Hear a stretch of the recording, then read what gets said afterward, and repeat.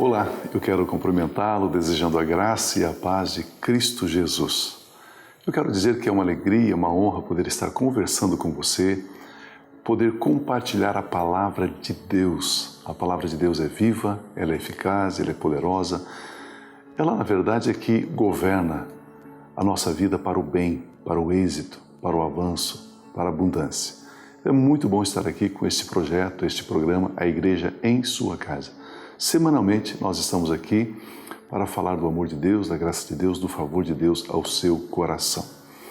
Esses dias uma pessoa conversou comigo e me perguntou assim: Pastor, a salvação, a vida eterna, como é que uma pessoa adquire a salvação? Como é que ela consegue obter a vida eterna? Eu falei, a palavra de Deus ela é muito clara, ela é muito clara. O Evangelho de João, no capítulo 3, no versículo 16, diz: Porque Deus amou o mundo de tal maneira que deu o seu Filho unigênito, para que todo aquele que nele crê não pereça, mas tenha a vida eterna. Então a Bíblia diz que Deus, Ele enviou Jesus Cristo como Senhor e como Salvador para nos substituir naquela terrível cruz. Ele veio e morreu em nosso lugar. Por que Ele morreu em nosso lugar? Porque nós devíamos. A dívida que nós devíamos era a dívida do pecado de Adão. Adão pecou e nós, como descendência dele, herdamos a dívida, a separação eterna de Deus. Essa era a nossa dívida. Jesus Cristo foi dado e Ele foi colocado naquela rude cruz para que, morrendo pelos nossos pecados, pelas nossas transgressões, nós pudéssemos ter a vida dele, a salvação dele. Esse é o ato divino. A Bíblia diz que agora esse ato divino requer uma resposta nossa, minha, sua. Que resposta? É a resposta de crer que Ele nos substituiu, crer que Ele morreu em nosso lugar, crer que Ele pagou pelos nossos pecados e que agora nós estamos livres. Por isso, a Bíblia Sagrada, ela diz aqui em João capítulo 1, versículo 12, Contudo, os que o receberam, a Bíblia diz que Deus amou o mundo de tal maneira que deu. Então Jesus é uma dádiva, Jesus é um dom, Jesus é um presente, Jesus é a graça que veio para nos salvar. Então Deus deu Jesus. Aqueles que recebem essa dádiva, recebem este presente, chamado Jesus Cristo de Nazaré. A Bíblia diz, os que receberam, aos que creram em seu nome, deu-lhes o direito de se tornarem filhos de Deus. Então, nós, ao recebermos Jesus Cristo em nossos corações e em nossas vidas, a Bíblia Sagrada diz que nós cremos, nós recebemos e aí nós temos o direito de sermos chamados filhos de Deus. Nós temos o direito de sermos chamados filhos de Deus. A Bíblia diz em Romanos capítulo 10, versículo 9, se com a sua boca você confessar Jesus como teu Senhor e em teu coração creres que Deus o ressuscitou dentre os mortos, então será salvo. Então eu entendi que Deus enviou Jesus, Ele é a dádiva, Ele é o dom de Deus. Agora eu preciso crer e receber Jesus, conforme está escrito aqui em João capítulo 1, versículo 12. E a Bíblia diz aqui em Romanos capítulo 10, que agora eu creio no meu coração e eu declaro com os meus lábios. Eu declaro o quê? Eu declaro que Ele é o meu Senhor, o meu Salvador. Uma simples declaração, uma simples confissão, uma simples oração. Senhor Jesus, eu creio que o Senhor morreu na cruz. Eu creio que o Senhor foi dado para morrer no meu lugar, para pagar a minha dívida. Eu creio, Jesus, que o teu sangue me purifica de todos os meus pecados. E eu te recebo como meu Senhor, meu Salvador, como aquele que me substituiu na morte eterna. Eu recebo a vida eterna, eu recebo a tua vida, eu recebo a purificação dos meus pecados. Agora eu me declaro limpo dos meus pecados. Essa simples confissão, essa simples declaração torna você num filho de Deus, numa filha de Deus. E aí, amados, a sua vida passa a ter um outro sabor, a sua vida passa a ter uma outra dimensão. A sua vida passa a ter um outro valor, porque agora você é declarado filho de Deus, filha de Deus. Precisamos entender que é tão simples que o próprio Jesus disse que estas coisas foram ocultadas aos sábios, aos entendidos, mas foram reveladas a nós, os pequeninos. E de uma forma tão singela, de uma forma tão simples, você se torna um filho de Deus, uma filha de Deus. E a partir desse instante, Deus, o Criador do Universo, Ele é teu Pai. Você pode, em oração, dizer: Pai Celestial, eu estou na Tua presença. Pai Celestial, obrigado pela minha salvação. Pai Celestial, eu sou Teu filho, eu sou Tua filha. Pai Celestial, obrigado pela Sua proteção, pela Sua provisão. Pai, eu recebo o Teu cuidado. Pai, eu recebo das Tuas mãos a sabedoria para poder viver esta nova vida, esta vida em Cristo Jesus.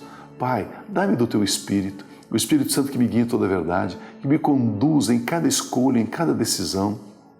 Sabe de uma coisa? Quando nós cremos em Cristo Jesus, recebendo Ele como Senhor e Salvador, a Bíblia Sagrada diz que nós somos transportados do reino das trevas, fomos resgatados, fomos arrancados de debaixo do domínio das trevas e fomos colocados no reino de Deus. E aí no reino de Deus, Ele é diferente. No reino de Deus Ele é diferente, porque aí nós precisamos pensar com a mentalidade nova. Nós precisamos pensar com uma cabeça diferente, totalmente diferente. Eu me lembro, certa ocasião, um casal de amigos, ele recebeu na casa dele um garoto de 12 anos de idade aproximadamente, e ele estava no processo de adoção. E nesse processo de adoção, então, ele ia ficar um tempo na casa, pela idade dele, então, para ver se ele se adaptaria aos novos pais, se ele se adaptaria nessa casa, no estilo de vida deles. Esse casal é um casal cuja vida financeira é bastante abastada, um casal com uma estrutura econômica muito boa, um homem de Deus, uma mulher de Deus, um casal de Deus. E eles, sensibilizados com a história do garoto, então ele estava nesse processo de adoção. É interessante que quando o garoto chegou em casa, eles procuraram deixá-lo assim da forma mais confortável possível. Ou seja, olha, você está num processo de adoção, você sabe disso, né? Então, nós queremos adotá-lo como nosso filho, para que você seja o nosso filho. Mas a lei, ela tem um processo, ela pede esse processo. Então, vamos trabalhar juntos, vamos crescer juntos nessa etapa, né? Para que esse processo de adoção possa ser concluído. Só que é interessante, o garoto, ele veio morar nessa casa e ele tinha alguns comportamentos. Ele começou a roubar algumas coisas do casal. Ele começou a roubar e vender na escola, ele começou a roubar e fazer alguns negócios ilícitos por fora. E aí o casal, sabendo disso, sentava com ele e diz assim: filho, por gentileza, né? Não faça isso. Se você precisa de alguma coisa, peça para mim. Né? Papai pode te dar, mamãe pode te dar, você não precisa roubar nada de casa. Né? Afinal de contas, você está num processo de adoção e daqui a pouquinho tudo isso aqui é seu. Nós não temos filhos, você será o nosso filho único, você será o único herdeiro de tudo que temos. Mas é interessante que, obviamente, que pelo trauma dessa criança, pela dificuldade, pela formação, pela construção que ele teve durante todo esse tempo, ele não conseguiu entender isso, ao ponto de não conseguirem dar prosseguimento na adoção. Ele teve que ser devolvido para aquela casa, para aquele lar de abrigo. Muitas vezes eu e você temos esse comportamento espiritual. Nós fomos salvos por Cristo Jesus, estamos no reino de Deus, mas no reino de Deus a gente comporta como se não fosse salvo. A gente mente, a gente engana, a gente manipula, nós estamos enrolando. E Deus diz assim: mas filho, para que isso? Fale comigo, tudo que é meu é seu. Agora eu quero recebê-lo como meu filho. Mude a sua mente. Por que você continua fazendo isso? Intriga? Por que você continua com medo? Por que você continua inseguro? Por que você continua roubando? Para que essas coisas? Agora você é meu filho, você não precisa. Se você necessita de algo, simplesmente peça a mim. Mude o seu comportamento, mude a sua maneira de pensar. E é interessante que eu e você, como cristãos, muitas vezes nós passamos anos e anos e anos e anos nos comportando como se não fôssemos filhos, como se não fôssemos herdeiros, como se Deus não fosse o nosso Pai. Mas quando você crê em Jesus, declara com seus lábios: você é filho de Deus. E agora, mude a sua mente e comece a se comportar, a se ver como filho amado de Deus, como filha amada de Deus. Eu quero orar com você. Antes, porém, eu quero mencionar aqui um e-mail. Tenho recebido um e-mail aqui de uma pessoa querida e ela está dizendo que ela mudou para uma outra cidade, está precisando de um trabalho, de um emprego. Vamos orar. Deus é nosso Pai, conforme você acabou de ouvir aqui. Ele é Pai, e como Pai, é claro que Ele tem o melhor para mim, Ele tem o melhor para você. Vamos orar nesse instante. Pai Celestial, nós louvamos, bendizemos, exaltamos o Seu nome. Obrigado, Deus, porque podemos chamá-lo de Pai, nosso Deus, Pai Celestial.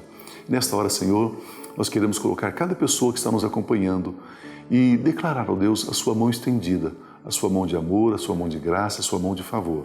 Pai, muito obrigado. Muito obrigado porque somos teus, somos ovelhas do seu pasto. O maligno não nos toca. E do alto da cabeça, planta dos pés, nós temos saúde divina, nós temos o seu cuidado, nós temos a sua proteção e a sua provisão. Pai, recebamos isso com gratidão em nome de Jesus. Amém. É muito bom estar falando com você. Permitindo Deus, então, nós voltaremos na próxima semana. Você pode mandar o seu e-mail, você pode mandar aí seu pedido de oração, seu motivo de oração. Vamos orar com você. Você tem um e-mail aí no seu rodapé e nós vamos ter esse contato com você e que você continue abençoado, feliz, alegre, como filho de Deus, como filha de Deus, em nome de Jesus. Amém.